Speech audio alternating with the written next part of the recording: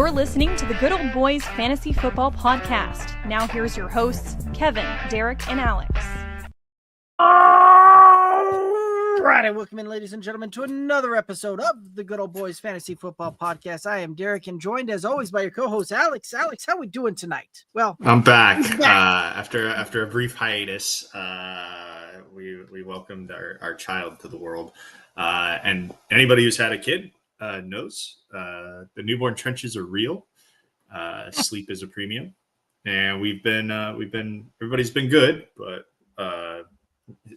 my schedule no longer matters. It is all his schedule at this point. So doing this podcast is a luxury, and we'll see. We'll see if we can continue to do this podcast based on the wants and needs of a tiny human.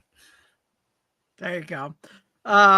So congratulations, right, on that, and appreciate it. We did have a few folks chiming in over the last few weeks, kind of wondering what had happened to Alex. So, I appreciate everybody's concern.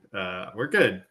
Just I needed to sleep when I needed to sleep, so that unfortunately came at podcast time. So. But you're here tonight, and we'll rock and roll, and we'll hopefully see Kevin here soon, and if not, we'll catch him on the Friday show here. So, but there's certainly another week in the books here when it comes to fantasy, right? Week 1, week 2 down, starting to turn the page into week 3 here. Any reactions to the weekend? Any news notes that you want to hit up? No, I think news-wise, there isn't much that I've seen so far. I mean, there's a bunch of injuries that we're going to talk about, injuries at key positions. We're going to talk about that when you get to the waiver wire. For instance, quarterback is going to be kind of tricky this week, I think, for several people. But I think we're starting to get an idea of what these teams are, what these teams look like. I think week 1 was kind of a dud, and I apologize I wasn't here to talk about it, but like if you drafted, those big guys, Justin Jefferson, Jamar Chase, you didn't do so hot week 1 because they didn't do so hot week 1. Or if you did, it was because somebody else was pulling their weight. Your first round pick wasn't doing it. But then we saw that correction in week 2, right? So Justin Jefferson had a decent game. Jamar Chase had a good game. We'll see if actually it's funny that I picked those two because they're going to have different quarterbacks this week. And for the next couple of weeks, it sounds like each of those receivers are going to have a new quarterback. So, but we're starting to get an idea of what these teams want to look like, how they want to play, what we can expect out of, some of their involvement in their offenses. I was able to watch the great part about being, tied to a newborn is that you're inside and you can't help but watch football all day. So I've been able to watch a ton of college football, a ton of NFL, and I got the Cowboys game down here on Sunday. That was a really fun game to watch. That Chiefs-Eagles game was really fun to watch. And then both of the Monday night games were rather entertaining and entertaining in that, like, that second game wasn't all that close, but there were some implications with some big names on the line there in several leagues. Brock Bowers obviously needing to have a big game, I think, for a lot of people probably hoping that Amari and Hampton would have a big game, and he just didn't. And I don't know, like Ashton Genty is in that game as well. So, it's been only 2 weeks, right? We say it once, we'll say it every time we start a new fantasy football season. Your season isn't won or lost in week 1 or week 2, but you can start to make adjustments and course correct by week 3, right? Because after a while here, if you're playing with some savvy players, you're going to start missing out on some of these free agents that are getting snatched up by people that are paying attention. So you gotta be smart, and you gotta be, seeking that waiver wire like a hawk. Right. So, you mentioned it, right? A whole bunch of injuries kind of happened there, right? A little bit of some quarterbacks going down, right? Like running backs going down, tight end. Like the injury bug is kind of coming about quickly this season, right? Like, it's been an interesting thing to watch there, right? Like, so Josh Allen, all right, they came out and said he's good to go, right? He was dealing with a bit of a nose issue on that. Um, Miami saying both Jalen Hurts, Darren Waller on the injury report. Um, Justin Fields is in the concussion protocol, so we'll see how that one comes about, right? And if he doesn't go, presumably Tyrod Taylor would come into play. I don't know that helps out any of the Brees Hall or Garrett Wilson managers there. Uh, yeah, one of the big ones, Joe Uh, Burrow. Okay. What'd you have? Well, I just, yes, you're mentioning, Brees Hall and Garrett Wilson. Like, Brees Hall has been kind of frustrating. He was certainly frustrating this last week. And it is kind of a thing where, yeah, Justin Fields is taking, I think, a little bit of work away from Brees Hall. So it's definitely something that, like, I kind of got blindsided by. I mean, I knew that Justin Fields was a running quarterback, but I figured that they would try to, give the guy who can really do a bit more of a fair shake. But I think you mentioned the Joe Burrow injury. That's a couple of weeks. JJ 3 to 4 McCarthy's, months. or sorry, yeah, months. My apologies. JJ McCarthy's a couple of weeks, give or take, right? We're going to see something there. And then I'm also seeing that the Vikings just placed Aaron Jones on injured reserve. Correct.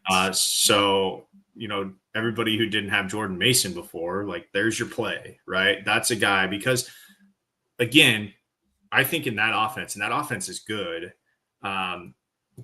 regardless, right? Regardless who's under center. Now you get Carson Wentz under center, who can run an NFL offense, right? Had borderline MVP season before, his knee blew out on him. And has bounced around and has been in a ton of different situations, played a lot of NFL football, that's for sure. But he gets to start now. But he is best. Carson Wentz is best when he throws the ball, has, anywhere between 25 and 30 attempts. That's his sweet spot, right? So they want to run the football with him at the helm there. So you're going to see a ton. I think you're going to see a ton of Jordan Mason when they go up against the Bengals, which, like, again, that matchup was slated to be Joe Burrow, JJ McCarthy, and now it's going to be Carson Wentz and Jake Browning. Like, the NFL schedule makers did not see that one coming when they set that one up. Two bright young quarterbacks in this league, and now it's Jake Browning and, has now become a journeyman in this league, Carson Wentz. So that's the big one there. I think with Aaron Jones going on IR, he's going to miss several weeks. Was there another? Yeah, there was another. Jaden Daniels is listed week to week with a knee. Oh, yeah. On that. And they've been surprisingly non-committal about like the severity of that injury, right? Like we've seen, okay, hey, look, couple months for Joe Burrow, a couple weeks for JJ McCarthy. We haven't really heard anything about Jaden Daniels yet. So I'm wondering if there's more that they're leading on, or if they're doing a little gamesmanship. I don't know. I don't know. It looks like they came out, said that he had some imaging done, and knee sprain in the week 2 loss, but they are labeling him truly day to day on that. So who knows, right? He could miss some time, could not miss some time, but also with a quarterback like that can be so electric with his legs, that could potentially slow some things down there, right? Brock Bowers was dealing with a knee injury coming in. We had that listed there. Played last night, but it's one of those that it does make you wonder how much that may have slowed him down a little bit in there as well. Yeah, they had kind of a disappointing. I mean, that Raiders offense was kind of disappointing, and it started with a pick on the very first play. Right. It was just a weird night offensively, I think, for both of those teams. I think both of those teams really didn't show everything that they were capable of in last night's game. Yeah, that very well could be. So yeah, let's that kind of wraps up the injury report there. We do have some some questions coming in here. Looks like some questions around some of the waiver wire. All that. Let's go ahead and hit up these and start working our way through that. Mario over on YouTube, welcome in, Mario, saying, "Good evening, fellas. Is it time to buy Mahomes low?" Sure. I mean, I don't know what you're going to get him at low. He's still Patrick Mahomes. He still has weapons around him, and in a couple of weeks' time, he gets another one back, right, off a suspension. And this has kind of been the Chiefs' MO of late, right? They struggle in September and early October, and then something happens. Their defense figures it out. The offense starts to click, and next thing you know, they're in the Super Bowl again. Like that's just kind of been how the Chiefs have operated over the last several years. So, I'm fine with buying Mahomes low and seeing what you can get for him. I'd be surprised if the Mahomes owner wants to let him go, though. I think it's silly. I think it's silly to give up on Patrick Mahomes. Yeah, I mean it's one of those that right now he's kind of the QB number 4 overall, right? Like if you were going to buy low, the buy low would have been drafting him when he was going QB 8-9 type of deal on that. And he's had back-to-back kind of QB 6 overall, right, on that. So I don't know that you're necessarily looking at that there's much of a buy low opportunity there when he's outperforming what draft capital was spent on that, and is the number 4 quarterback so far on the fantasy season. Long season, we'll see how that plays out, because right now he's kind of bolstered by the fact that Patrick Mahomes has more rushing yards than Lamar Jackson, than Josh Allen, than Justin Fields, than any other quarterback that's out there, right? Like he's the only one that's over 100 rushing yards and has 2 rushing touchdowns, right? So there's some of this that's bolstering that up, but I don't know that you're going to be able to buy low at this point. This is a good reminder too, and I'm kind of guilty of it. Don't let real life results taint fantasy looks, right? Like, yes, the Chiefs don't look very good right now, but Patrick Mahomes is doing well when it comes to fantasy football numbers. That's not translating to real life wins and losses, but for people that have him, it's okay. Like, right. And again, that's all kind of bolstered by that rushing work and the and just shows you how impactful that truly is. So if you can, it all depends on the asking price, Mario. Is kind of where I'll leave that. Any other thoughts on this one? No. All right. The Hound House over on YouTube. Should I try trading Tony Pollard and Daniel Jones for Chuba Hubbard and Tua Tagovailoa?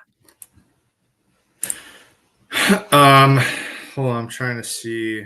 Tua's not been very good this year. 29th. I don't know why you would want Tua. We were kind of talking about Daniel Jones in our group chat before this.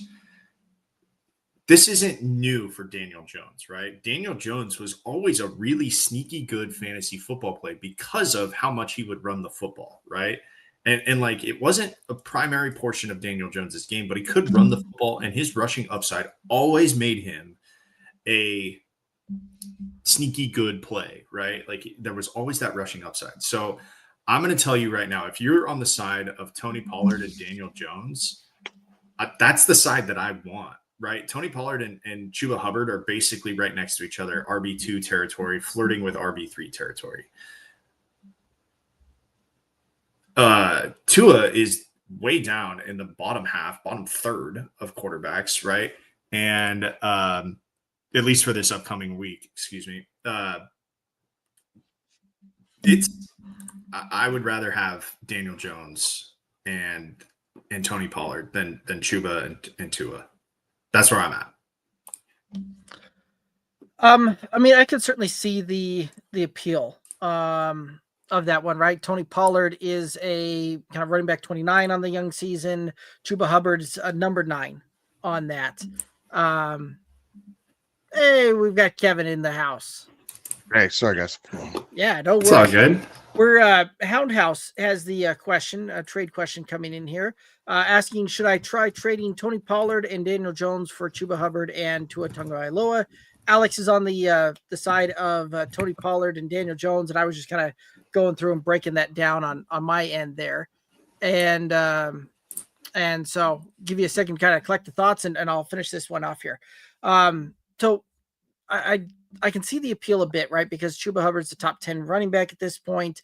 Tony Pollard is very firmly in that mid running back 3 kind of category in this young season here. Daniel Jones, though, right now QB number 2 overall on that. Again, heavily influenced by the 3 rushing touchdowns on that, but that Indy offense has looked very efficient, very good so far on the season.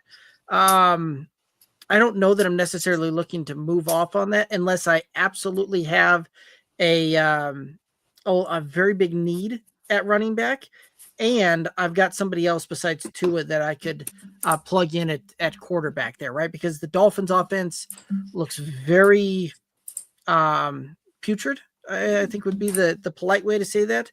And I think that seat for Mike McDaniel is only going to get hotter here. So, if you were sitting there and telling me that you had a Jordan Love also on the roster as your other QB, okay, like I'd probably do that, but I'm not necessarily looking to flip those two.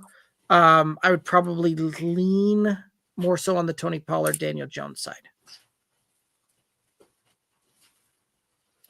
I'm going to start by saying cosign, and then I'll get into it. So, cosign. And here's why. The Carolina Panthers lost their right guard and I believe their right tackle for the season this past Sunday.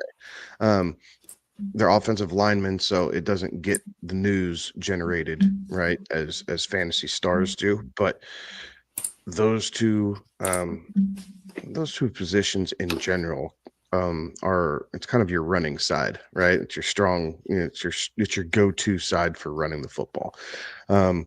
I find that to be very troublesome for Chuba Hubbard. So Panthers team that is going to be pesky, but I don't think they're ready to take that next step. So they were going to be trailing in a lot of games. Also, you lose 2 offensive linemen, which was the strength of the team. But again, you just lost 2 of your starters for the season in one game. I'm absolutely bailing on Chuba Hubbard anywhere I can possibly bail on him right now. On top of the fact that I do not want any part of the Miami Dolphins passing game. I just don't. Like Devon Achane is a piece that I'm still interested in. If I have him, I'm happy that I have him. I grabbed him in a zombie league this week. Like he was a guy that I grabbed in a zombie league. But outside of that instance, I don't want Tyreek. I don't want Jalen Waddle. I don't want Tua. I don't want Aaron Waller. Like I'm choosing to find other places. So that is why I'm co-signing.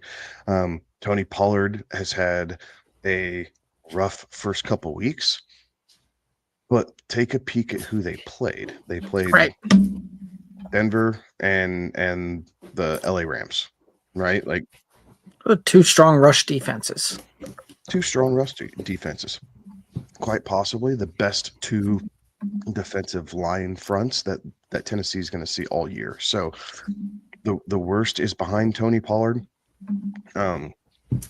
He's still for another probably 3 or 4 weeks the guy there in Tennessee, so he's going to have a chance to put a stronghold on this position. And Daniel Jones has been quite the surprise there at Indianapolis. So getting it done with his legs and his arm, like this 2-week sample size of Daniel Jones is what the New York Giants drafted or thought they were drafting when they brought him to town years ago. And they finally, Indianapolis has an offensive line like that can do some of these things. And you mature a little bit after you get cut and you have to go team hunting a little bit. But I'm keeping Jones and Pollard. Yeah, and I said this, Kevin, before you jumped on. Like Daniel Jones has always been kind of that sneaky good fantasy quarterback because of the rushing upside that he provides. So I like Daniel Jones, and we are seeing it kind of come to fruition there in Indianapolis. All right, Daniel Jones for a fantasy quarterback will either give you a top 10 finish or worse than QB 20 on the season, right? Like there's not really a middle ground right now. We're trending towards that top 10.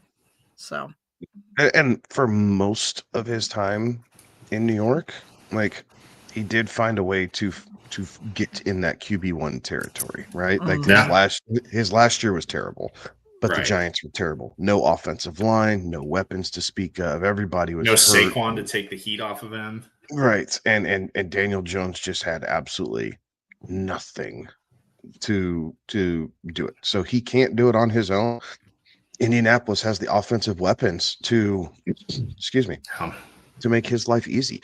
Tyler Warren has been a very nice security blanket. Jonathan Taylor has started out the season a little bit quicker than maybe he has in years past. And between Michael Pittman, Josh Downs, and Alec Pierce, and I guess and AD Mitchell still there, and AD Mitchell, like they have a nice younger receiving core, right? Like they're not sitting on a bunch of old slow kind of relying on your wits and your crispest route running. Like they have some speedsters. They have guys that can help out here a little bit. So it's probably the best offensive unit Daniel Jones has ever been around.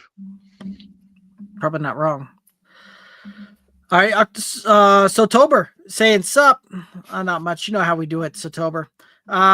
South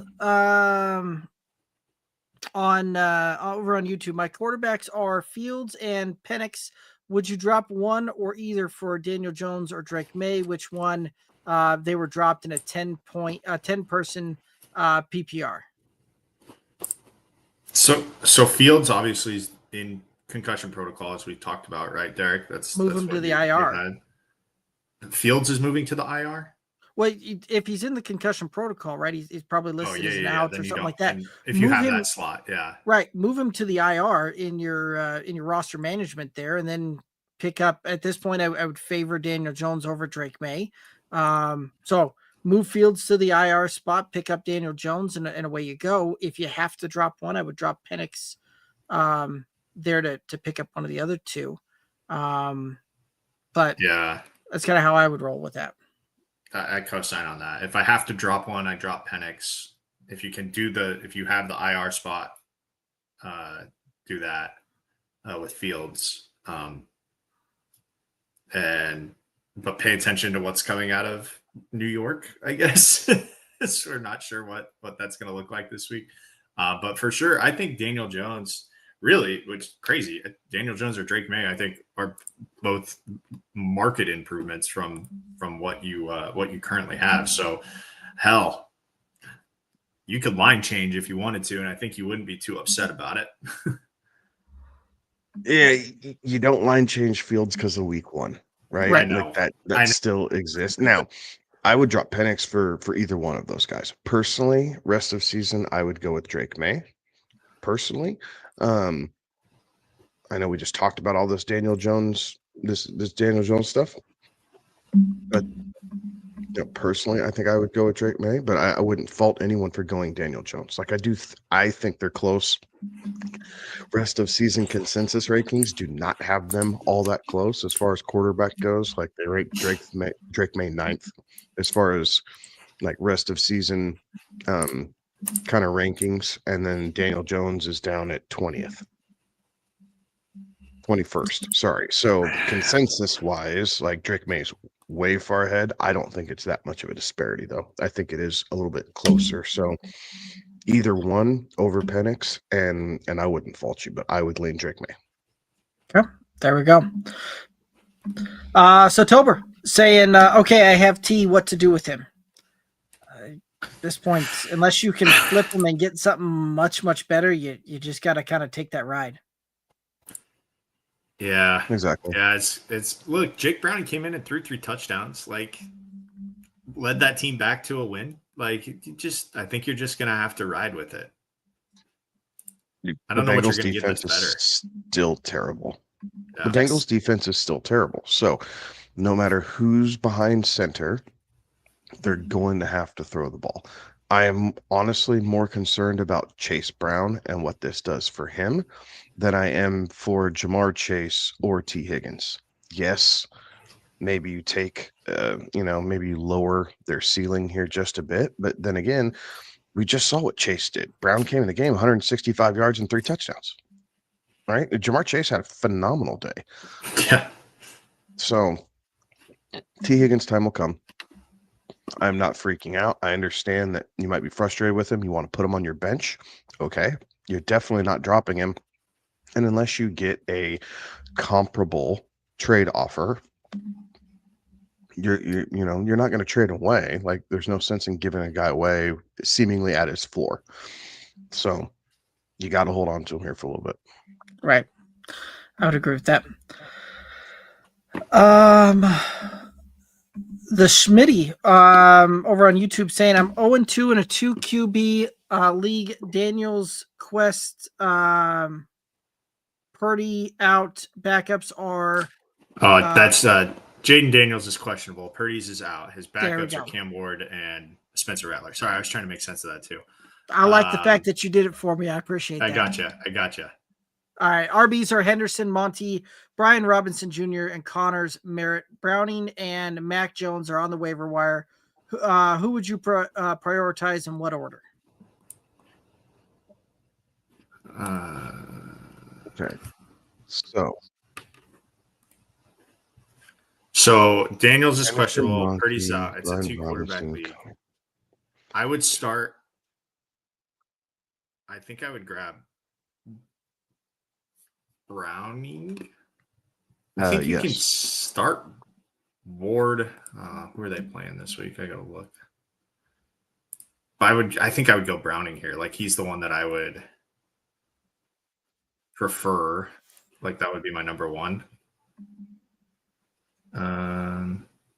Jacoby Krosky Merritt, his role isn't going to change all that much with Austin Eckler being out, right? Like, it's just kind of whether it's Nichols or Rodriguez, kind of next man up in some of that for the running back position. So I don't see his role expanding, right? You got him later on, so he's absolutely getting the value for where you drafted him at. Sorry, if you drafted him, right? Merritt, Browning, and Jones. So I would go Browning, then Merritt, then Mac Jones. Like, there's a good possibility because Purdy did not get put on IR. Right. He is back either this week or next. So Mac Jones does nothing for me. We know Joe Burrow's 3 months out. If you need the running back help, yes, Merritt's there. I totally understand that, but I would go Browning first and then Merritt, because Spencer Rattler, I don't think finishes the season at quarterback. Cam Ward absolutely will, but you're going to need a bit of a pivot there. So I think I'd rather have Browning on a still high-powered Cincinnati offense. There's lots of weapons and toys to play with there, so it keeps Jake Browning absolutely relevant. Okay, awesome. Yeah, I co-signed to that. All righty. Let's go ahead and move on to Smitty. Asking, would you trade Nico for Tetero and Javonte? I think that's Tet McMillan. And Javonte Williams. Would you trade Nico for Tet and Javonte? I'd take Javonte. They've proven like they're using Javonte Williams a lot there in Dallas.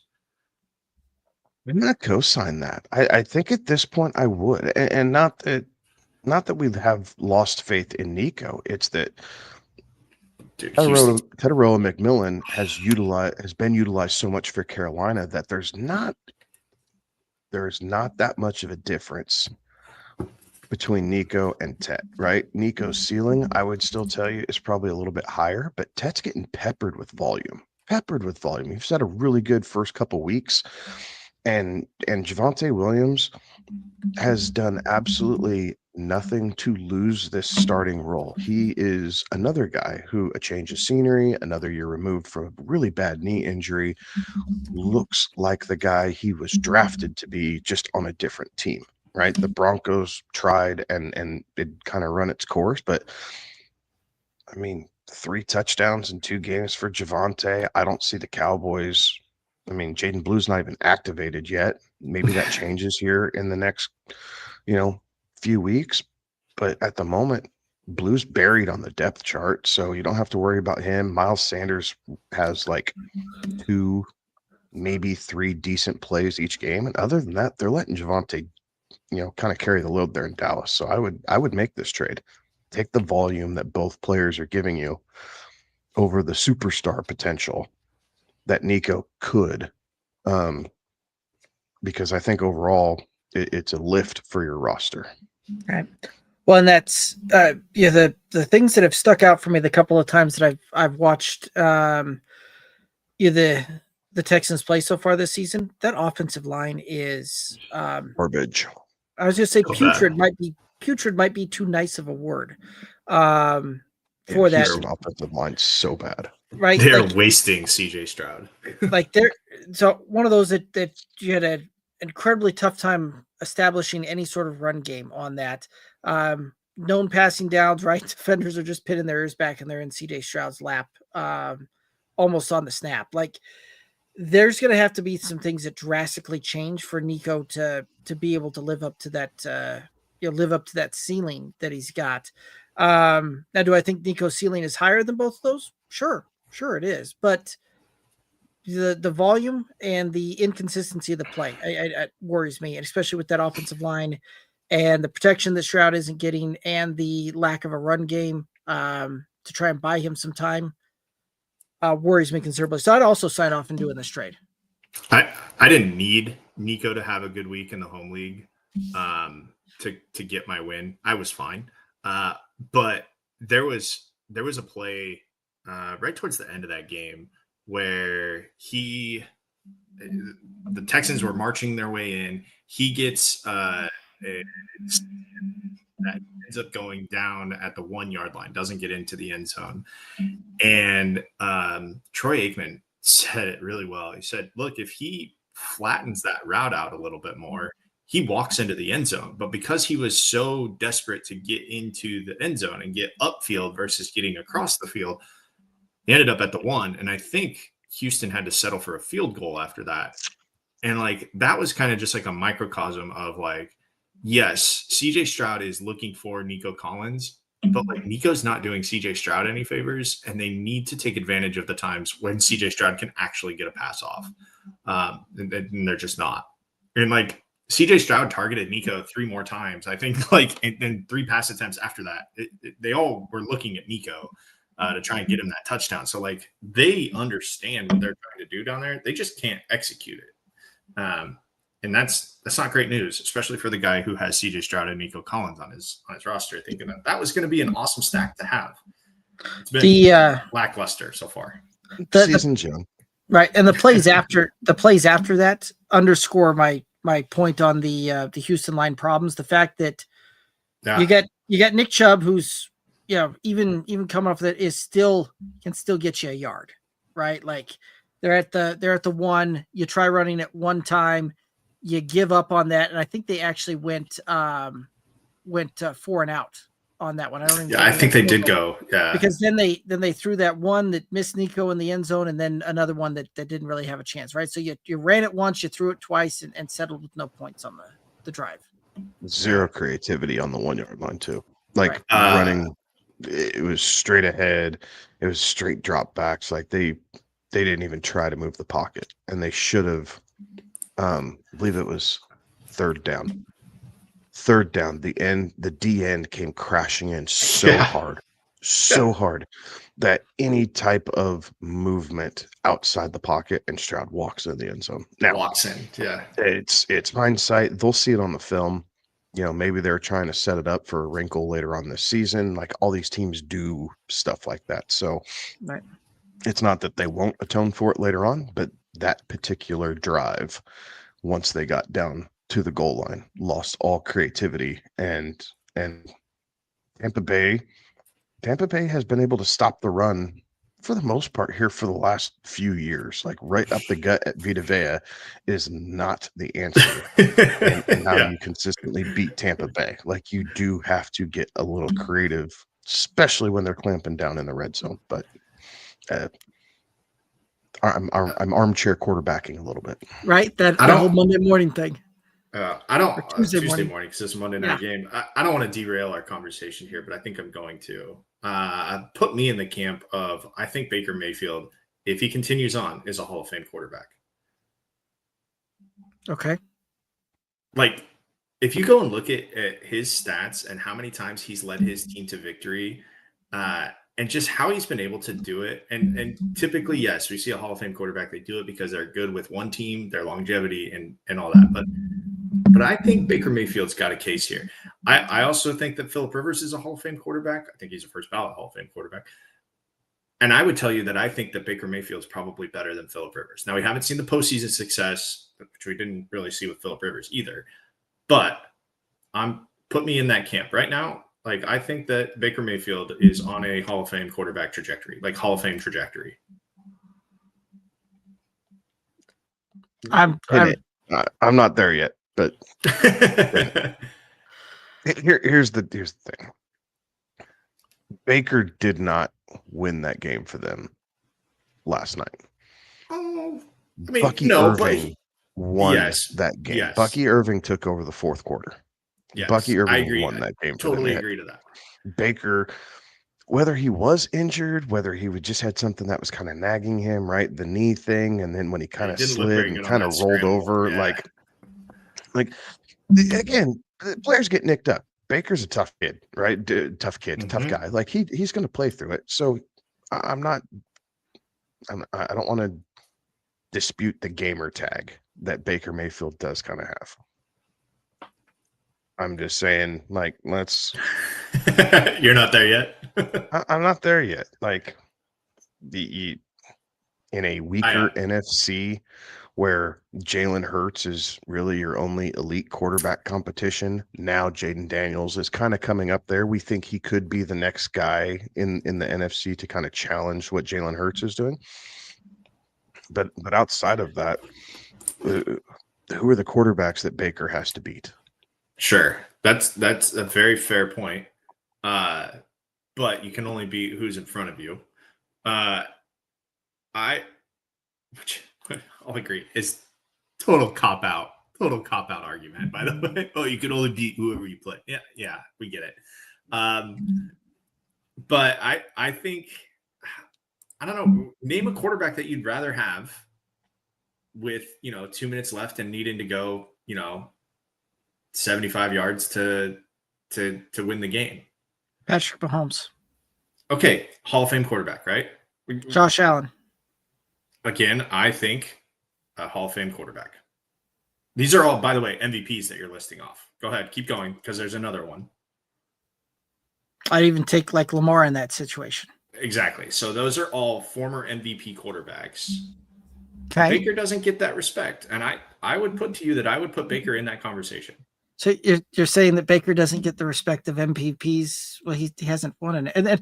And don't get me wrong, as we know, I am a huge apologist, a Baker apologist, right? But and Baker's I can't get there with you.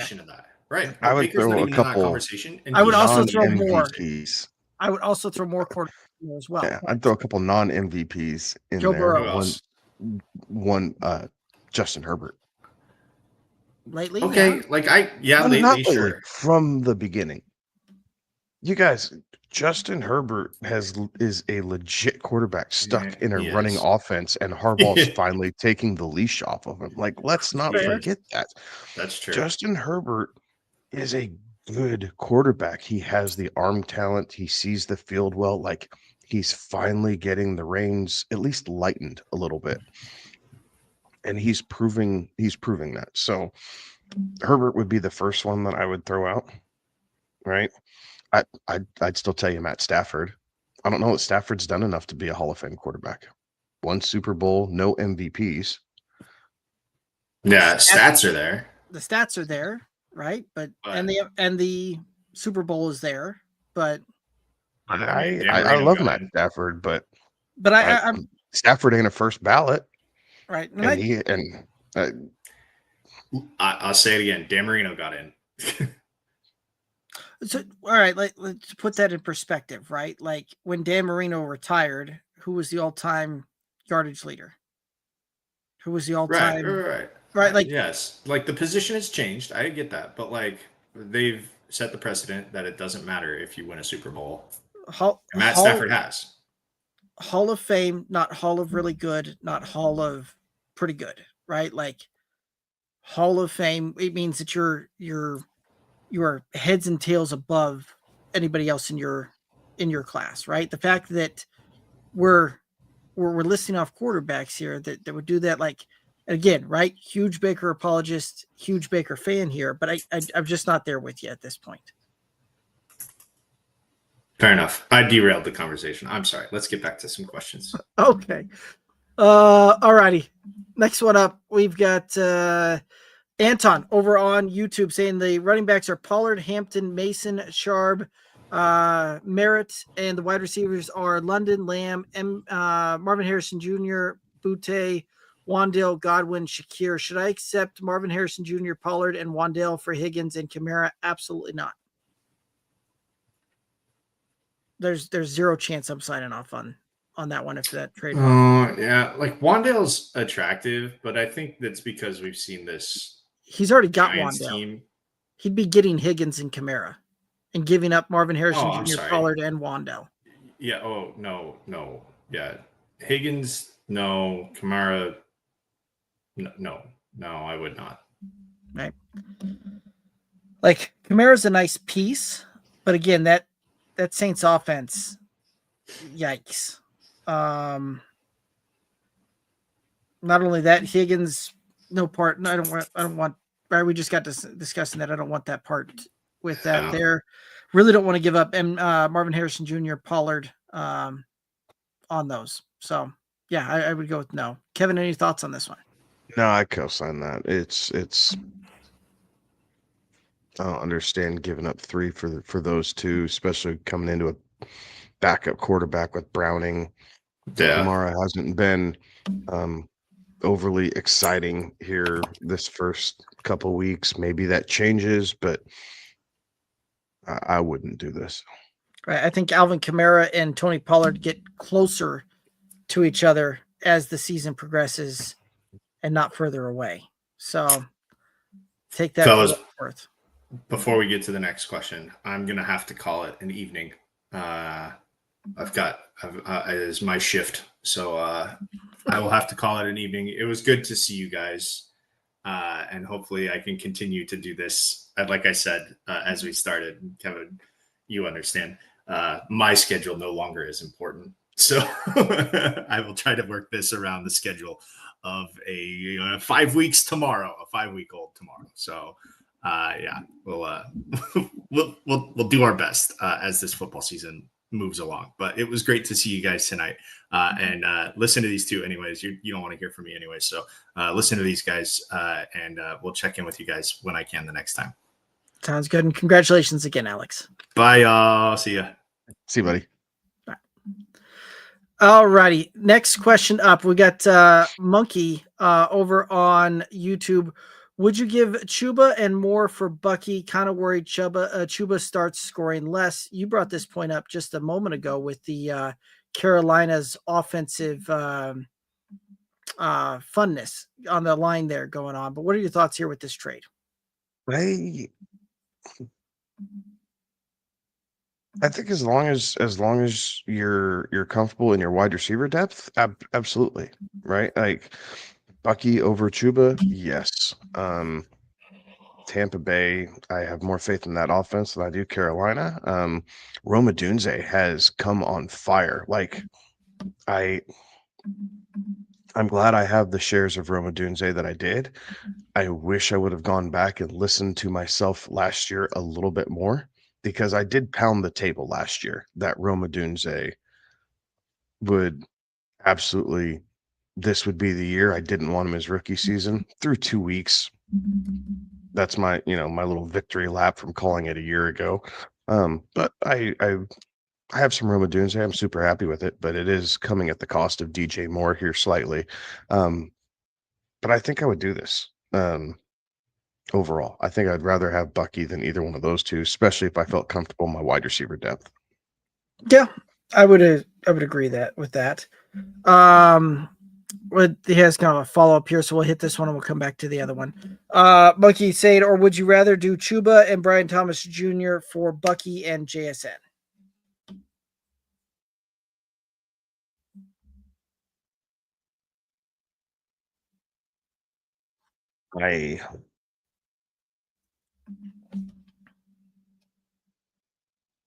I think I'd rather have it the first way and run with Bucky and Brian Thomas Jr. I think JSN's at a sell high moment, right? Really good first couple weeks. I did not see them coming, to be honest. I did not think that Seattle would be able to find him as much as they have. So good job. I was definitely wrong on that here to start the season. Brian Thomas Jr. has definitely been off to a bit of a slower start. This wrist thing that the Jags did not report is kind of, that might end up getting them in some hot water with the league here. But I do think that Brian Thomas is on a buy low.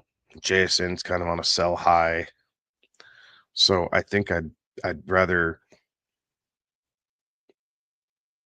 have Bucky and Brian Thomas Jr. I really do than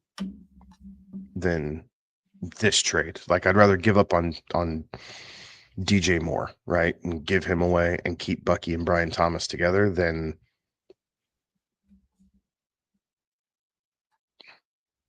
Am I reading that right? Yeah, it would be.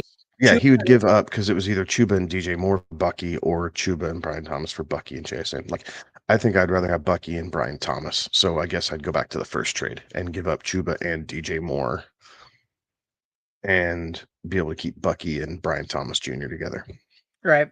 I would lean towards the first one as well, the Chuba and Moore for Bucky, but Monkey Brain, if you're saying that if you have a feeling or you're really liking the JSN side of things, I wouldn't fault anybody for making that move on that. Personally, I would still stick with the giving up Chuba and Moore for Bucky, than giving up Chuba and Brian Thomas Jr. for Bucky and JSN. But I could certainly see the appeal of the second option there. Jason, drop Jerry Jeudy or Stephon Diggs for Keenan Allen in half-point PPR. Wide receivers are Drake London, Ted McMillan, Jeudy, Diggs, Calvin Ridley. I don't think I would. Keenan Allen's been nice, yes. The LA Chargers have been throwing the ball a bit more, but there's kind of a crazy, like, three-headed pass catching thing there, and we haven't seen a true leader in LA between McConkey and Keenan Allen, and with Quentin Johnston and another long touchdown. So I like the fact that Judy's still the number one there. Like, he's gonna give you some weeks where you shake your head, and then inevitably he'll kind of shake out. Diggs is just getting back into stride from injury, so I definitely wouldn't drop him. Calvin Ridley, again, brutal schedule to start the season. Ridley will come along here for Tennessee, so I don't think that I would. If I'm dropping someone, the question is if I was doing it. If I were really dropping someone, which one would I rather drop? I think I'd rather drop Jerry Jeudy because at some point Cleveland's probably going to pull the plug on Joe Flacco. And then all your Cleveland pass catchers kind of get thrown up in the air and you don't really know what's going on. Diggs, you have Drake May as long as he remains healthy and upright. So if I had to drop one, I'd drop Jeudy for Keenan Allen.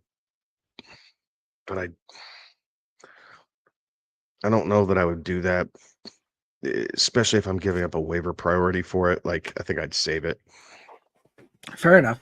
I don't mind dropping Judy for Keenan Allen, right? Jerry Judy, I think, is kind of that wide receiver 3 with some potential upside range, whereas Keenan Allen, yeah, looks like we may very well see kind of wide receiver 2 week in, week out, right? So I think these two are pretty close when it comes to the number of targets that we'll see week in, week out, right? I think we're going to see 7-8 targets pretty much each week on that.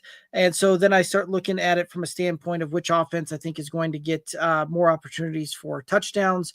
The Chargers are far and away going to be the team that I think has a lot more opportunities for touchdowns.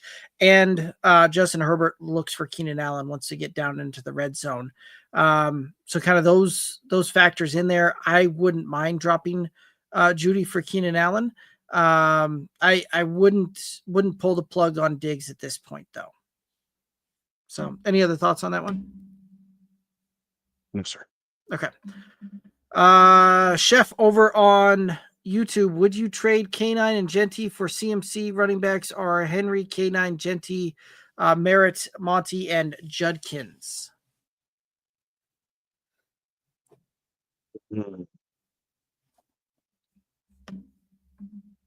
So the downside of doing this is you leave yourself extremely thin at the running back position, right? Monty is not getting the same type of workload as he saw with the previous regime in Detroit to this point. They are much more deliberate in getting Gibbs the football.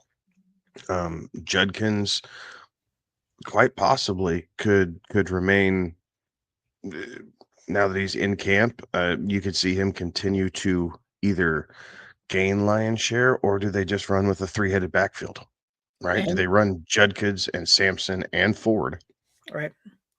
And then it's Russian roulette to whichever one right is having the hot week. And Derek, what you're getting ready to say, right? What does the league decide to do with their findings, right? Their investigation of his issue down in Florida. So it leaves you super thin. Now CMC's great with no Brock Purdy, no George Kittle.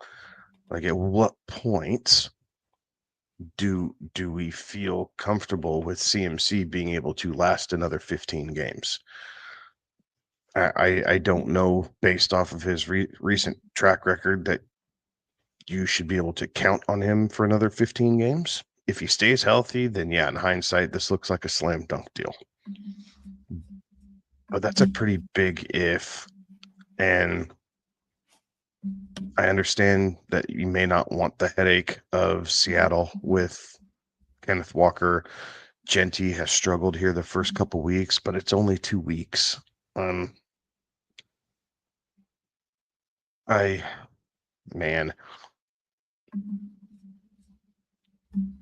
understand the appeal of doing it.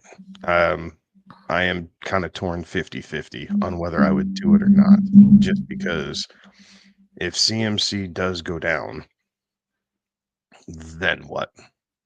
But if you have Kenneth Walker go down, well, at least you still have an extra option with putting Genty back in there or something else. But if you feel like you need to make the move, I'm not going to tell you you're wrong. I think I would lean on the side of not doing it and try and trust the fact that you drafted Genty to be that guy in the volume, and everything will kind of take place for him. But I think that's just me. I think I would lean on not doing the trade, but again, my opinion. So, I mean, I'm kind of right there with you, right? This is a 50-50 toss up for me. I could see doing it, and I could see also not doing it, right? Like, this is you're doing this deal if you believe that the Genty is not going to return anywhere near running back 1 type of value, right? Like, this is a move that you make if you think that Genty really is going to finish in RB3, RB4 type of territory, right? The first 2 games have not been that kind. Yeah. a lot of times these running backs take a couple of weeks to, you know, really any rookie. They a lot of times they take a couple of weeks to kind of adjust to the speed of the game and how that looks and how that works moving forward there. I think they'll get that figured out and you'll start seeing the some better performances down the stretch. Kenneth Walker, I think, he's performing about where you would have expected him to be at this point with the draft capital and all that. In that kind of very firm running back two type of territory. So I mean, at that point, you'd be trading. If you think that Genty's going to finish an RB3, RB4 territory, I don't think that he's going to do that. I think that we'll see him kind of come alive here and end up finishing inside, at worst a mid RB2 type of range. And at which point Derrick Henry's an RB1 for you. You'd have Genty in an RB2 range and Kenneth Walker in a RB2 range as a flex type of play.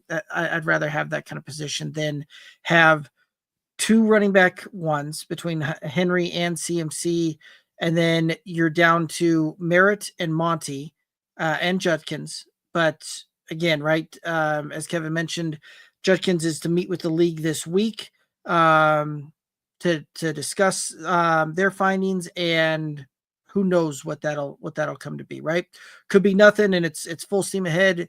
Could be that he ends up missing some additional time there, and at which point you're now trying to fill in any injuries with JMC or Monty in that realm, and or having to fill that in as a flex. I'm not a fan of what that would do with my roster. So I can see it, and especially if you think that Genty is not going to live up to some of the hype and start performing to that, or you think that K9 is really going to take a massive fall off. I get making that deal, but I'd probably hold out a little bit here and see how this plays out. Any other thoughts on that one? All right. Joe Betts over on YouTube. Are we good to drop Caleb Johnson for Troy Franklin? Yeah, I think so. Right. I mean, 6-7 weeks from now, maybe we're singing a different tune, but Troy Franklin's seeing a large enough share of this Denver offense that you can take that as kind of a fill-in. Caleb Johnson he might be lucky to be active this week. I mean, the poor guy's just had about as bad of a start as you could. One touch, one fumble, or two touches and one fumble in week one. Last week he had one carry and then the special teams mishap. And so we know he's not going to be on special teams anymore. Tomlin's come out and said so already, that he doesn't think Caleb Johnson's going to be returning kicks. So he's not going to be on special teams. He's not really seeing the field. I think you are good to add some depth to your bench and adding Troy Franklin as opposed to just looking at the goose eggs that Caleb Johnson's giving you right now. I would agree with that. So I would lean that way. Or Wandale. Would you rather have Troy Franklin or Wandale? I'd go Franklin. Okay. I think we've seen the Wandale pop, right? Like we've seen Wandale ceiling. Like Russ is not going to be throwing much like we said about Geno last week. This week, we're not going to see Russell Wilson throw the ball like he did. Maybe not again this season, honestly. Like that game against Dallas was just crazy with the rainbows that he was dropping on everybody. So I would rather have Troy Franklin. Yeah, I would rather have Troy Franklin as well, right? I like the ceiling that I think is yet to be explored there. I don't mind having Wandale Robinson as a depth piece and as a potential bye week flex play type of fill in there in a pinch. But between the two, I'd rather go with Franklin and explore that upside a little bit more. So, Clifford over on YouTube, full point PPR. Would you trade AJ Brown? I'm thinking this who that is for Kenneth Walker and Pickens.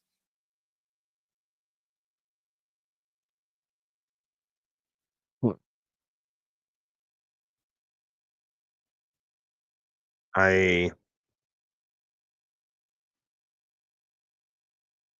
I think I would, assuming you're getting Walker and Pickens. Right. Yeah, I think I would, and I understand AJ Brown's kind of a buy low candidate, but that's about the fairest offer I think you're going to see for AJ Brown. Um, Not the greatest start to the season. Um, the Eagles are still at the bottom of the league in throwing the football. Again, AJ Brown's inevitably going to pop here a couple weeks, but I think you're only going to see Pickens continue to get better and more comfortable with Dak. We saw it kind of in the fourth quarter and overtime against the Giants, right? Yes, CD's absolutely still the cornerstone of that passing game, but Dak is starting to trust Pickens more. And there were another three plays that Pickens doesn't get credit for because he drew PI on the outside, right? So Dak is looking for George Pickens. Eventually, he's going to start coming down with some of these catches, and it's not just going to be penalty yardage that gets kind of washed away. Like you're going to see him come down with these, 35-yard grabs on these 50-50 balls, and they're not just going to be, penalties. So Pickens is better than his fantasy numbers represents here for the first couple weeks. Kenneth Walker, obviously a big week. Again, what we saw this week out of Kenneth Walker against the Steelers was why I liked Kenneth Walker so stinking much in the offseason, is because this outside zone scheme that Kubiak runs really fits Kenneth Walker's skill set very well. We just need him to stay healthy, but we saw him get out-snapped by Charbonnet and completely dominates the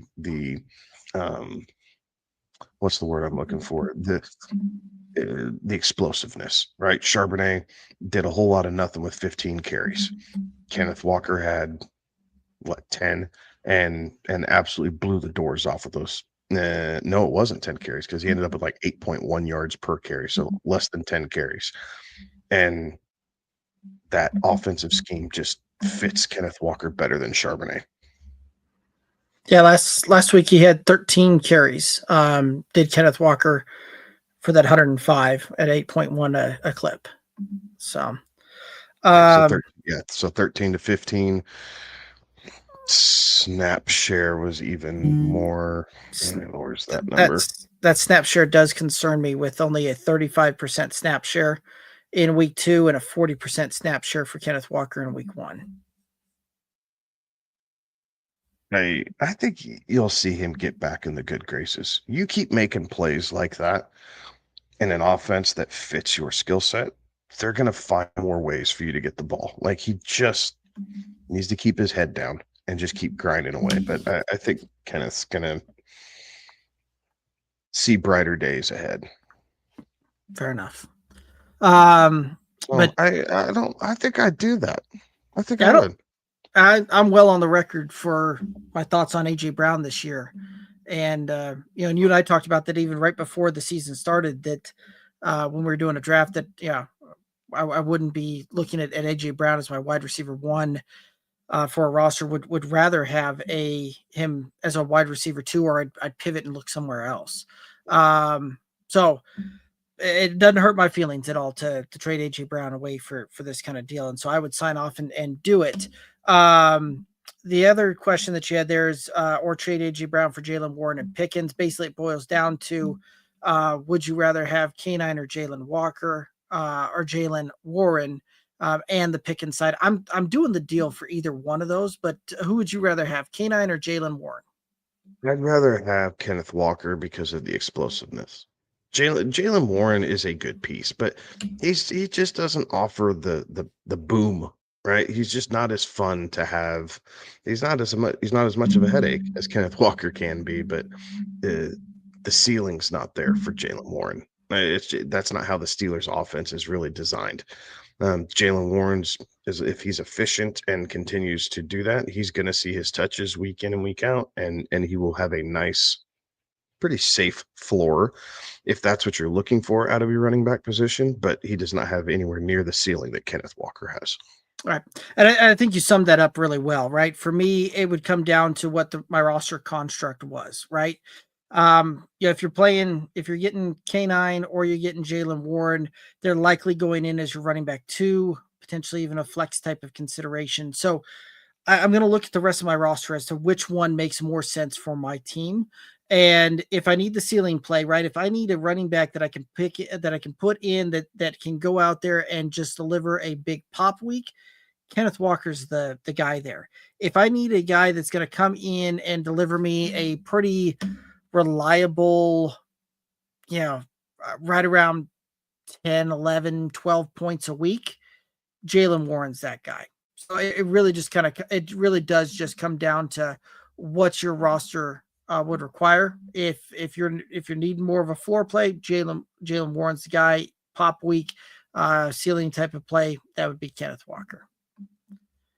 Tingley, over on YouTube. Heyo, 10-team PPR. Which tight end to waiver add between Fannin, Juwan, or Ertz? Drop Ollie Gordon. They have Achane or Mark Andrews. I'd be dropping the Ollie Gordon side, but which one of these guys are you looking for a tight end waiver wire pickup?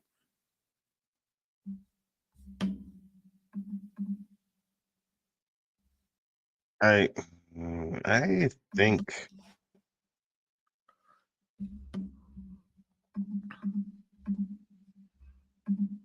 think I'd do it in that order. Fannin, Juwan, and then Ertz.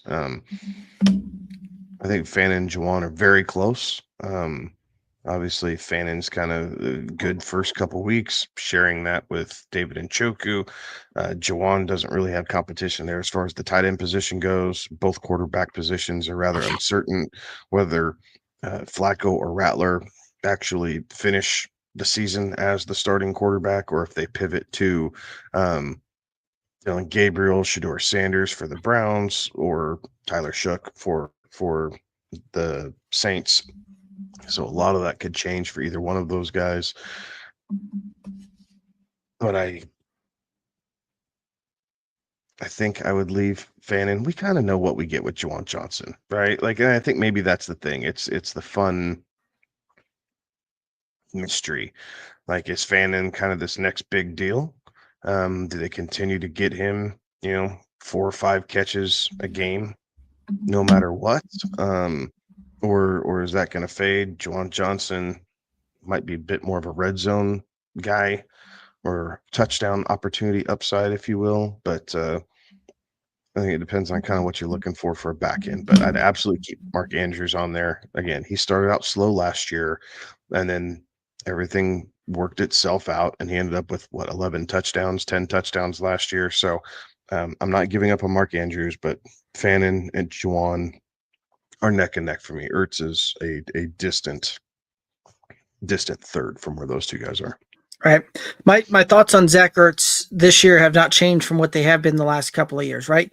Zach Ertz is a guy that's going to go out and deliver you 4 for 40 very consistently, right? Like that's where he's going to come into play. Where he'll turn the dial up and go from being a mid tight end 2 weekly for you to a top end tight end 1 or into that tight end 1 category is when he scores touchdown. He's a very heavy touchdown dependent tight end. And if you really look at what where he's at, right? He's 9 receptions for a total of 90 yards. That would average out to 4.5 and 45 yards a game, right? Like right in line with what I was just talking about. He's a 4 for 40 guy. He's also got touchdowns in each of the first 2 weeks. I don't see that trend continuing. And I don't see Zach Ertz putting up the 10, 12 touchdowns over the course of the season. So I think we probably see him get about 6 or 7 when it's all said and done. So if you take that into consideration, we've got 5 touchdowns left to sprinkle out over the course of another 15 games. And you're going to see Zach Ertz, I think, really return to the mean here very quickly. And, would not surprise me in week 5 or 6 when they look up. Zach Ertz is tight end 13 on the season and not tight end 2. So that's my thoughts there. As far as Juwan Johnson, Harold Fannin, I like both of those guys on the waiver wire right now. Juwan Johnson certainly is up there as well because of some touchdowns. He's gotten a lot of targets, right? Like this is a guy that's seen 9 targets in his worst week so far. And I think that he is very much kind of a part of that passing offense with that. But Harold Fannin is very interesting as well, right? Like it was one of those that we saw his play in week 1 earn him more opportunities in week 2, right? It didn't necessarily translate to more opportunities from targets, things like that, but it did translate heavily into him being on the field a lot more, taking participation in a lot more routes on that one. So I do think that this is a guy that has the ability to still ascend on that one. And I kind of like what you said there as far as Fannin, Juwan in that order. So that's kind of where I would leave that as well. And I'd also agree with Mark Andrews, and I'm moving on from Ollie at this point. Any other thoughts on this one? No, I think we're aligned here. All right, awesome. Jordan saying, "Sup, good old boys." Not much, Jordan. We're doing what we do. Jordan saying that they lost to Burrow. I like that one. Add Love, Dimes, Penix in that order. So he's asking, would you add Yes. Jordan, Love? Okay, that would be the order. I'd put that in as well. Moving on. Dylan over on YouTube saying traded Brian Thomas Jr. and Kenneth Walker for JJ. That'd be Justin Jefferson, and the league is trying to veto it. I don't see anything wrong with that. Yeah. I would be very interested to understand your league mates and what their rationale is. Like, it's not like Jefferson's setting the world on fire. Brian Thomas Jr. is a bit under expectation. Kenneth Walker had a bust week 1, a boom week 2. I don't see what the objection here is I don't either. on really either side. Like, I mean, either side of that, I find that to be pretty adequate value. So Dylan, I'm sorry your league mates are being ridiculous on that. I don't see a problem with that. Yeah. Yeah, it's pretty fair. Especially with where we've seen in that play, and right, like I could understand if this was Justin Jefferson from a few years ago, right? The quarterback situation is drastically different. We're about to see a backup come in, and a backup that had a heart that couldn't maintain a starting job in previous roles. So I don't know. And even when JJ McCarthy returns, I think that Minnesota offense has got to get some things to click in a very big way and click in a very fast way, or they're just kind of cooked on on that side of the ball, and so are most of the fantasy options there as well. Any other thoughts on this one? All right, Rupp over on YouTube. Quick question: someone dropped Kraft in the 10-team PPR last week. I have Andrews. How heavy should I go in on him? Fab 5 to 7%. Yeah. And it depends on who you're dropping, right? It's a 10-team league, 5 to 7%. Again, Andrews started low. Green Bay's offense is still, like, Kraft had a really good week 2. Green Bay's offense is still going to be a little interesting, right? They do just let the ball out regardless. Jaden Reed's gone, but now do we see more Matthew Golden? Do we see more Romeo Dobbs? Dontavian Wicks is going to reemerge into the picture. Watkins at some point is going to come back. Like, I like Tucker Kraft, but I'm not wanting to blow my fab budget on any tight end. So I would tell you 5 to 7%, is a good check fair value for him. If you really want him, I would go as high as 10%, but I would not go any higher than that. Cosign. Chris over on YouTube, should I trade Dobbins for Rashee Rice and Marvin? I'm assuming that's Marvin Mims, or give up JCM instead? I would give up JCM instead of Dobbins. Yes, agreed. Trone over on YouTube, with Jaden Daniels banged up, which quarterback should I target on the waiver wire? Trevor Lawrence, Russell Wilson, Sam Darnold, Geno, Bryce Young, Jake Browning, Carson Wentz, Rodgers, Stafford, Mac Jones, Flacco, saying that they weren't a fan of Geno's play yesterday. Well, nobody was a fan of Geno's play yesterday. Yeah, that's correct. All right, so let's take a look at this. Trevor Lawrence against Houston, Russell Wilson against Kansas City. I don't want any part of Russ against Kansas City. Nope. Sam Darnold against New Orleans. Okay. Geno at Washington. Browning, Vance Rodgers, Mac Jones. I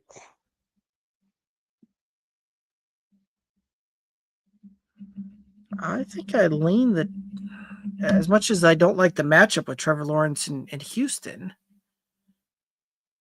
I kind of lean that way, and I would follow that up with Mac Jones against Arizona. Yeah, Browning's got a tough. I think Browning's got a tougher week against Minnesota, right? Like,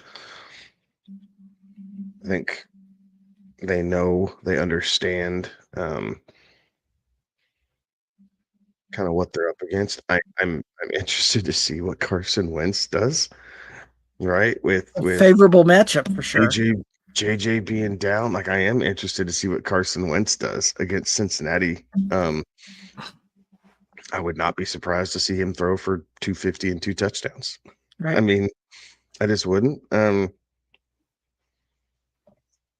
I think it's Trevor Lawrence, but barely, and I think it's because of his legs. Like, I think he can scramble enough to kind of get you there. The matchups this week is really what it is. Anything longer than a week, and I'm probably leaning Browning, honestly, with this group. Like, I don't love the stretch that the Jags have coming up. I agree with you, Geno, and what he did from week 1 to week 2 was night and day difference. But yeah, I think I'd go Trevor Lawrence, and then I'd go Jake Browning. Like, screw it. Okay. And if it pans out and Jake Browning just gets shot out of a cannon and puts up godly numbers, like, you can always try and flip him. Fair enough. J.K. Dobbins or Monty at the flex half-point PPR. It's Dobbins for me. Dobbins all day. Yep. Ajiji saying that they would rather have Juwan Johnson with the 20 targets and always playing from behind. Well, there's something to that. Bronson asking if they should trade Kyler and Cup for JSN. I wouldn't, but that's just me. So what's your option if not Kyler? Right. Like, that's truly what this hinges on. What if you're not playing Kyler, who are you playing? Because there's, I don't know, 10 guys. I'd say go ahead and make the trade. And then there's 22 guys where I'm going, no, I wouldn't do that. Right. And Chris saying that the back to that question of should I trade Dobbins for Rashee Rice and Marvin? It's Marvin Harrison on that. Was it still if they want JCM? Absolutely. Trade up JCM for Rashee Rice and Marvin Harrison Jr. and call it a day and move on. Yeah, and I guess that's the part that's interesting. Yeah, if they want JCM for Rashee Rice and Marvin Harrison, yes. Yeah, and I don't even think twice about that one. I just hit smash and move on. Dobbins, I wouldn't necessarily mind making that deal, but I would. Yeah, I don't mind making it for Dobbins. I think overall, right, it makes sense to do that with Dobbins, but I would much rather give up JCM as opposed to J.K. Dobbins. Facts. Bronson saying they might also have to throw in Olave or DJ Moore or Godwin. I'd still rather have the Kyler side of that. And unless you have something really good for quarterback besides that, not looking to make that move. Why don't you throw in Olave? Did you on the JSN? Like throw that in on the JSN side? Yeah, I I'm can't tell. definitely not giving up 3 for 1. Like I'm definitely No. not giving up Kyler Cup and one of those guys for JC or for JSN. Right. So, be interesting to see which side's getting those groups of players there. But Ezekiel saying, should I drop or hold Andrews? I also have Kincaid and Ertz is on waivers. No, you keep Andrews, you leave Ertz out there. Right. Yeah. Again, right. The 4 for 40. That's what you're going to get week in, week out for Zach Ertz. I think we'll start seeing Mark Andrews do some ascension here over the next few weeks. Bronson saying a 2 QB, 2 running back, 2 wide receiver, 3 flex league. Other quarterbacks are Josh Allen. RBs are Derrick Henry, Josh Jacobs, Javonte, Krosky, Merritt, Stevenson, Brian Robinson. Other wide receivers are Chase, Nico, and Devontae, trying to get Daniel Jones and Juwan off of waivers. It's a 2 QB league. I want 3 quarterbacks in that, right? Especially if it's a start 2 QB league. I want three quarterbacks that I can mix and match and play off of. I don't want to trade away Kyler to try and bank on Daniel Jones and Josh Allen to ride out my season and then try and figure out a waiver wire pickup on that.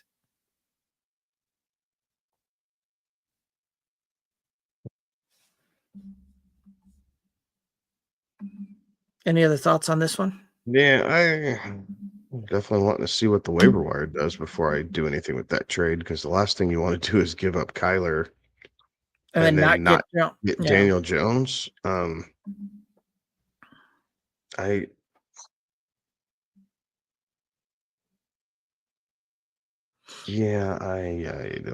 don't think I'm doing this.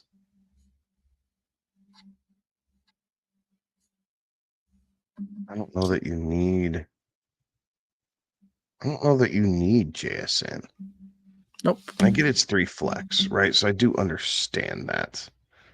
But if you're starting Chase and Nico, Devontae's one of your flex spots. Javonte is another one of your flex spots. And Ramondre right now, like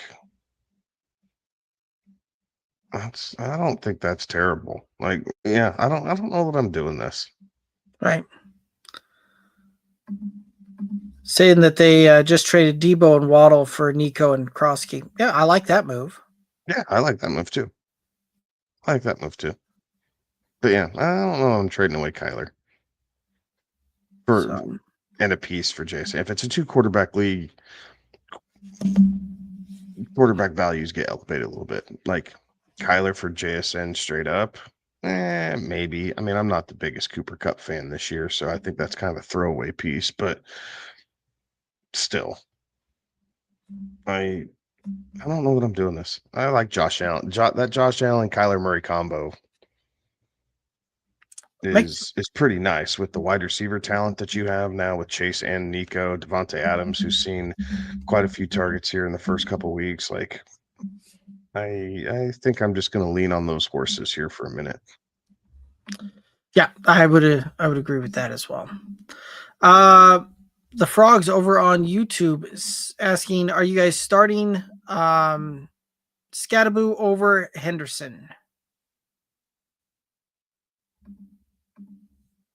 This week, no, I'm not starting Scatabo against a pissed off Kansas City team. Yeah, that an almost desperate Kansas City team. 0-2. Like, I get Cam is showing well, and Tyrone Tracy is not at the moment.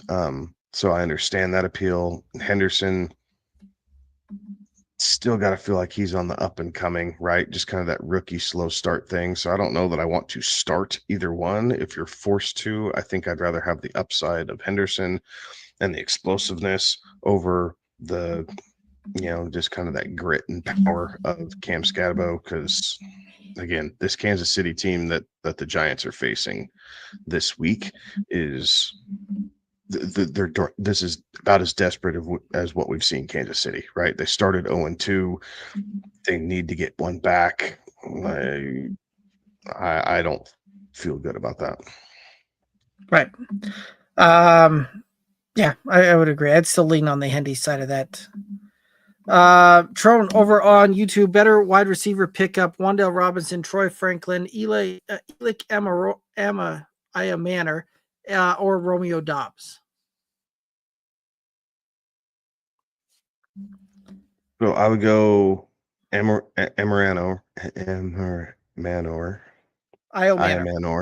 Manor first, then Troy Franklin, in that order. Like, yeah, those two first. Like, Dobbs, again, nice floor. He's going to be there. He does kind of have a niche for the end zone as far as those receivers in Green Bay goes, but it's not a guaranteed thing. Wan'Dale, again, deep leagues, I like Wan'Dale, but if he's sitting out there on the waiver wire with the rest of these guys, I'm not forcing Wan'Dale Robinson onto my team. Yeah, I would agree with that. Nino, is Ramondre Stevenson or Troy Franklin worth using the number one priority on? Wide receivers and running backs right now: CMC, Chase Brown, Harvey, Pacheco, Benson, and then neighbors, Jacoby Myers, Stephon Diggs, Elick Io Manor, and Josh Downs. So I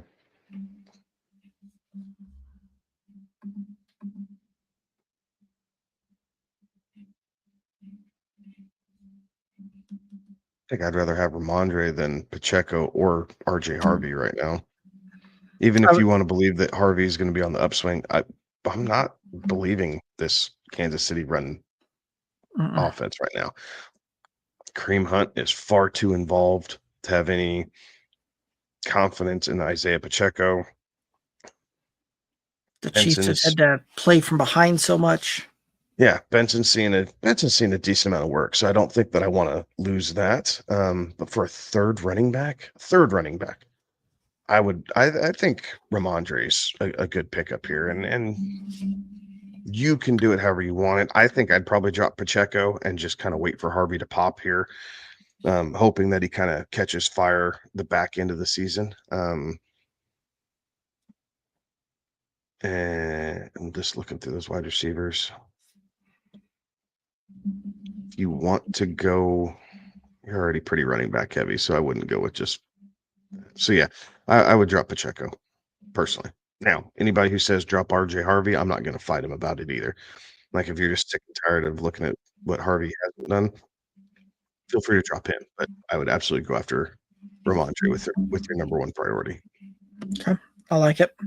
Or just keep the number one another week. I think this is a pretty good time to use it. Like, build the depth where you can. Let someone else blow it, because the next guy's going to blow it on Pacheco. Like, yeah, which is fine. Let him use it on Pacheco. I would rather have Ramondre right now. So I think you're good to use it. Okay. Jelly of the month on YouTube. Need a defense, special teams: Atlanta, Tampa Bay, Indy, or Kansas City, all on the wire.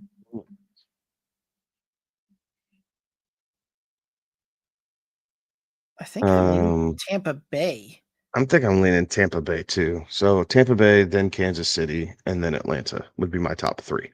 I would agree with that, especially with Fields in the concussion protocol, right? The Jets may start Tyrod Taylor out there. As I mentioned at the towards the beginning of the show, that does concern me for the fantasy prospects of both Breece Hall and Garrett Wilson this week, if that's the if Tyrod Taylor's a starting quarterback.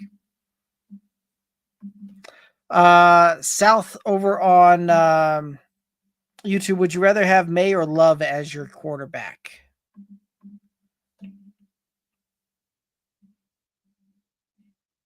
If it's this week, I'd rather have Jordan Love against Cleveland, although that does bode some potential issues because Green Bay could just jump out early and then they salt the game away. Josh Jacobs is going to have a monster game this week. Whereas Drake May playing Pittsburgh, that game may be a little bit closer. So this week I would actually, you know what, going forward, I think I'd pick May in both instances. I think I'm going to agree with that. I think I'd rather have May in both instances. Jordan, unless you have some weird scoring feature, like you lose points for an incomplete pass or something like that, and then the efficiency of Love kind of takes over. But I think I'm going to leave Drake May here as well. It's close, but I would rather have May. Nino over on YouTube saying that they appreciate the advice and they're going to drop Trevor Lawrence. They just put the running backs and wide receivers to give some insight on the needs at the moment. So yeah, I'm Perfect. Yeah, absolutely. Full steam ahead on that one. And South saying thanks, guys. So Kevin, real quick before we call it a night here, any thoughts on the upcoming game here on Thursday?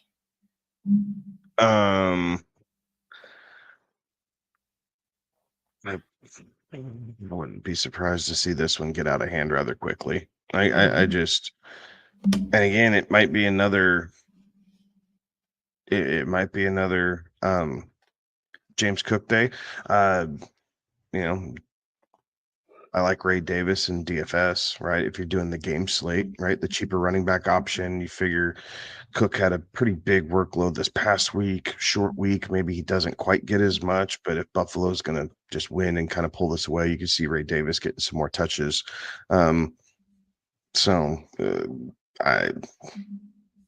to take Buffalo to cover. And I'll probably take the under because I don't think Miami's going to score a whole lot. Yeah, I could see that one, right? Like, who knows? We could see Buffalo go out and put up 50 on their own. Like the Dolphins team has a lot of help needed. I mean, 27-10. Like, Yeah. I mean, something like that where they still win extremely comfortably, but you're not even scratching right what the game's at, because the game's at 40, is it 42 48 and a half? 48 and a half right now. 48 and a half. Oh my goodness. Yes. Buffalo and the under. There's unless Buffalo gets it there, I don't see there's any way Miami's gonna do their part to get 48 or 49 if you're looking at the over. I think you're right. I think the seat gets a little bit hotter here for Mike McDaniels here after week 3. And I like that call on the Ray Davis side of things. I think that could be an interesting play for some DFS type of deals here. And I do think you're right. I think Buffalo kind of just comes out, walks away with this one easy, and we get really kind of a just very boring Thursday night game. Buffalo's owned Miami here the last couple seasons, so I don't feel like Miami's done anything to make it more competitive. Right. Yeah, I would agree with that. Alrighty. Well, I think that's going to take us down here to the end of it. Any final thoughts out there for the viewers and listeners? No, I don't think so. And good luck on your waiver wires. Hopefully you get what you're looking for here. As always, hit us up on our socials at Good Old Boys FF. Let us know if you're looking at a roster decision, add drops, trades, starting, sitting, anything like that. Let us know. We're happy to put in our 2 cents and at least give you a non-biased opinion of what your roster question is. So good luck to everyone, and hopefully we'll see everybody on Friday when Derek and I go live for the Friday Night Lights, the Bet Set Snap show. It'll kick off at 11 p.m. Eastern, where we kind of dedicate the whole show to whatever you guys want to talk about. Right. Start, sits, questions, concerns, comments, all of that, right? Like that Bet Set Snap, the Friday Night Lights, that's all for everybody tuning in, and y'all really kind of drive that show. So do appreciate everybody tuning in, chiming in, and interacting with us tonight. Always a lot of fun. But that is going to do it for us tonight. He's Kevin. I'm Derek. We saw Alex earlier tonight, and hopefully we'll see him in some future episodes here as well. But that's going to do it for us. Thanks for tuning in. Have a good one. Be safe. Toodaloos.